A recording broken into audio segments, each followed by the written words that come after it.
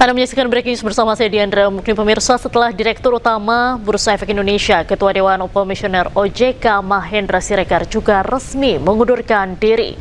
Pengunduran diri dipicu rontoknya IHSG.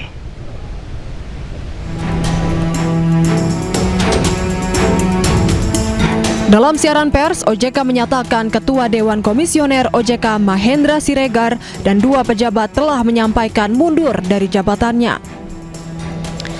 Selain Ketua Dewan Komisioner, Kepala Eksekutif Pengawas Pasar Modal, Keuangan Derivatif dan Bursa Karbon OJK, Inarno Jayadi, dan Deputi Komisioner Pengawas Emiten Transaksi Efek Pemeriksaan Khusus Keuangan Derivatif dan Bursa Karbon, Aditya Jayantara, juga mundur dari jabatannya. Mahendra Siregar menyatakan pengunduran diri merupakan bentuk tanggung jawab moral untuk mendukung terciptanya langkah pemulihan yang diperlukan.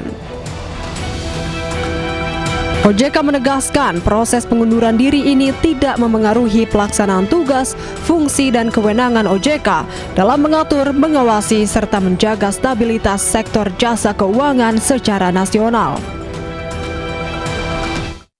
Sebelumnya, pemirsa, Menteri Keuangan RI Purbaya menilai pengunduran diri Dirut Bursa Efek Indonesia Iman Rahman sebagai bentuk tanggung jawab atas anjloknya IHSG 2 hari terakhir.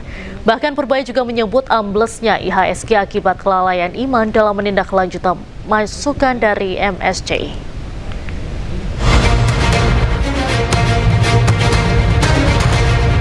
Menteri Keuangan RI Purbaya Yudi Sadewa menekankan tidak ada dampak apapun terkait pengunduran diri Iman Rahman sebagai Direktur Utama Bursa Efek Indonesia. Menurut Purbaya, pengunduran diri tersebut merupakan bentuk tanggung jawab Iman Rahman menyusul runtuhnya IHSG 2 hari terakhir.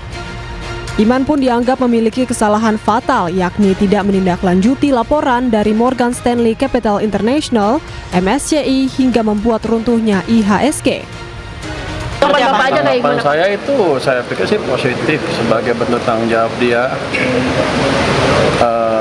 terhadap masalah yang timbul di bursa kemarin, karena dia kan tidak memfollow up masukan atau pertanyaan dari MSCI.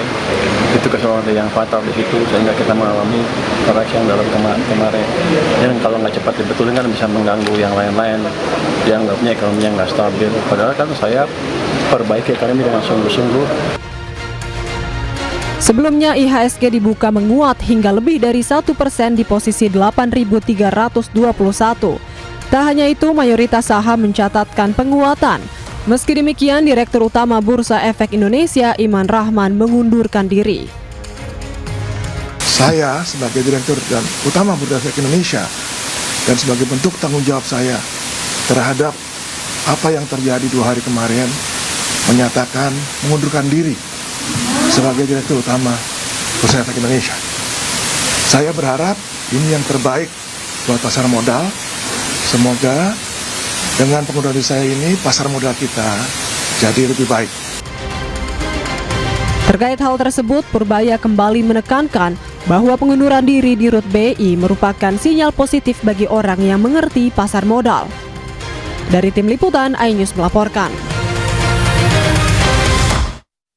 Dan pemirsa, untuk membahas lebih dalam terkait pengunduran diri Ketua Dewan Komisioner OJK dan juga 2 pejabat OJK lainnya, kita akan bahas bersama dengan Direktur Selios Bima Yudhistira.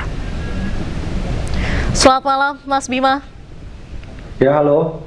Ya, Mas Bima, ini Ketua Dewan Komisioner OJK, 2 pejabat OJK, kemudian juga Dirut dari BEI mundur di hari yang sama. Apa implikasinya untuk dampak perekonomian di Indonesia? Pak Studio. Ya, sorry, bisa diulang? Baik, Mbak. Mas Bima, sudah terdengar suara saya? Ya. Baik, 2 pejabat OJK, kemudian juga Ketua Dewan Komisioner OJK dan juga Dirut BEI mundur di hari yang sama. Ini kan dikabarkan karena anjloknya IHSG. Apa sebetulnya dampak yang akan timbul terkait dengan peristiwa ini?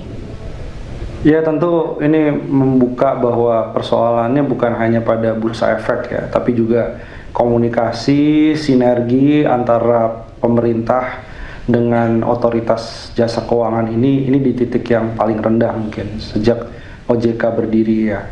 Sehingga ini bisa membuat investor berpikir nih, ini ada apa nih sebenarnya? Karena ini adalah urutan peristiwa sampai pada regulasi yang keluar bahwa asuransi itu bisa memiliki saham sampai dengan 20%, yang tadinya penempatan dana di saham tuh hanya 8%. Jadi seolah ada intervensi yang cukup kuat dari pemerintah kepada OJK. Dan yang mundur ini kan Ketua OJK, kita aja sedang bingung nih. Kalau Direktur Utama Bursa Efek ini PLT-nya siapa? Belum diputuskan. Kalau Ketua OJK, PLT Ketua OJK-nya siapa juga nih?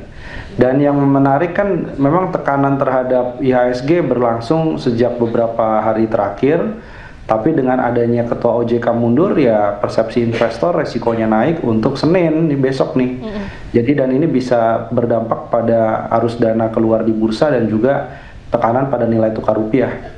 Nah, kalau tadi kita lihat di pagi hari ini kan dibuka menguat dengan mundurnya Ketua OJK dan juga 2 pejabat OJK lainnya, apakah di hari Senin nanti bagaimana? Apakah akan anjlok lagi atau seperti apa analisanya dari Mas Bima? Ya, ini tentu mengirim sinyal yang negatif ya kepada para pelaku pasar keuangan. Ada apa nih sebenarnya? Karena kalau hanya di Dirut BI bisa dipahami kemarin karena tidak mendorong rekomendasi atau mengimplementasikan usulan-usulan dari MSCI. Tapi sekarang level mainnya beda karena Ketua OJK. Jadi ada beberapa hal yang kita lihat ini sudah terlalu jauh. Kenapa sampai Ketua OJK? Padahal kalau untuk memperbaiki dan bertanggung jawab nggak perlu mundur. Kalau level Ketua OJK, Dirut BI aja yang mundur. Ketua OJK itu mengawasi bagaimana implementasi rekomendasi MSCI itu diberlakukan sehingga trust dari investor itu kembali naik.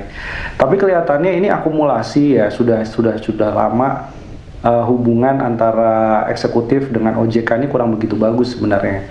Salah satunya juga kalau kita lihat ke belakang itu ada alokasi 200 triliun rupiah dari likuiditas Kementerian Keuangan itu yang disalurkan ke perbankan, padahal resiko bank itu sedang tinggi, sedang ada kredit yang tidak disalurkan dalam jumlah yang banyak.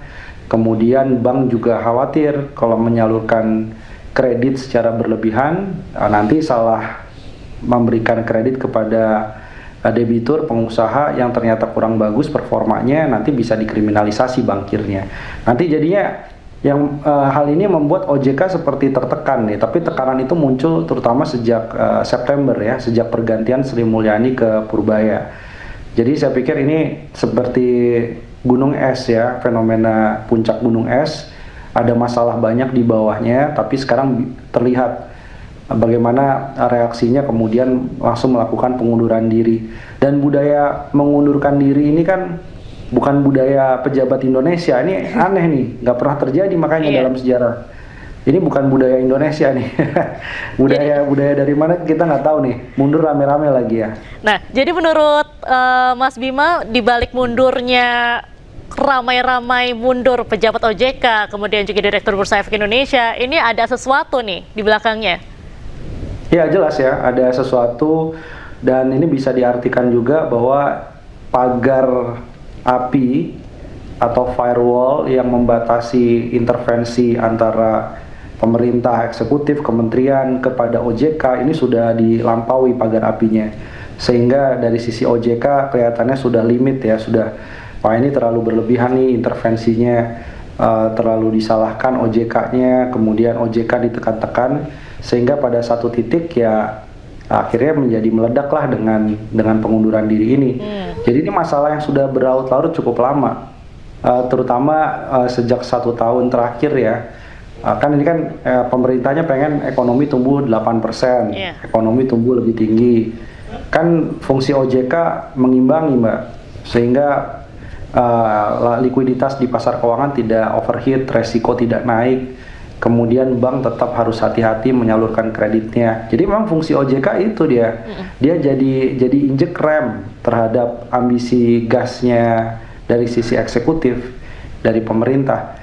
Jadi kalau remnya mau dikalahkan gitu ya, dikendorin remnya, ya mungkin nanti khawatir kalau tetap ketua OJK-nya menjabat dengan cara itu, suatu saat ada kenaikan kredit macet misalnya, atau bank yang kemudian gagal bayar, dia disalahkan. Jadi lebih baik dia mundur sekarang. Jadi itu sebenarnya udah cukup lama ya, ada inisiatif untuk melakukan kritik secara terbuka, tapi mungkin sekarang saatnya. Oke, tekanan seperti apa lagi sih Mas yang dibebankan kepada OJK yang akhirnya ini tadi seperti Mas bilang ini jadi fenomena gunung es gitu? Salah satunya adalah penyaluran pada program-program prioritas nih, mulai dari MBG, Kopdes Merah Putih, kemudian Food Estate, itu kan butuh banyak sekali penyaluran kredit dari perbankan. Nah, masalahnya antara program prioritas pemerintah dengan situasi perbankan ini dua kutub yang beda dan harus saling dipahami. Itulah kira-kira pentingnya sisi fiskal, sisi moneter ini sering berdiskusi tapi tidak boleh saling mencampuri, kira-kira begitu. Sehingga sisi keuangan OJK ini merasa banyak program-program yang sebenarnya beresiko bagi sektor perbankan, tetapi OJK-nya disuruh untuk lebih mendukung program-program tadi. Nah, ini yang akan membuat hubungannya jadi kurang baik. Baik. Nah, kalau untuk dampaknya ke ekonomi masyarakat, ini ada satu implikasinya tidak sih, Mas? Ada implikasinya tentu ya, ada implikasinya. Kenapa? Ada yang bilang bahwa saham dengan ekonomi real ini dua dimensi yang berbeda. Satu hal betul, tapi di sisi yang lain, refleksi dari pasar saham, refleksi dari nilai tukar rupiah, itu juga memberikan sinyal bahwa kalau dia sedang turun, sesuatu akan terjadi dalam beberapa bulan ke depan. Sehingga perilaku konsumennya berubah. Kalau sahamnya kurang begitu bagus, dia akan menahan belanjanya, lebih banyak main ke aset seperti emas batangan, jadi malas untuk mencicil kendaraan bermotor, KPR, dan lain-lain. Yang berusaha juga jadi lebih hati-hati, mau rekrut karyawan juga melihat dulu. Jadi ada konsekuensi panjang pada ekonomi real. Meskipun kita lihat ini kan terjadi di keuangan, saham, angka-angka aja gitu ya, yang seolah semu tidak ada efeknya kepada real. Tapi sebenarnya ini refleksi.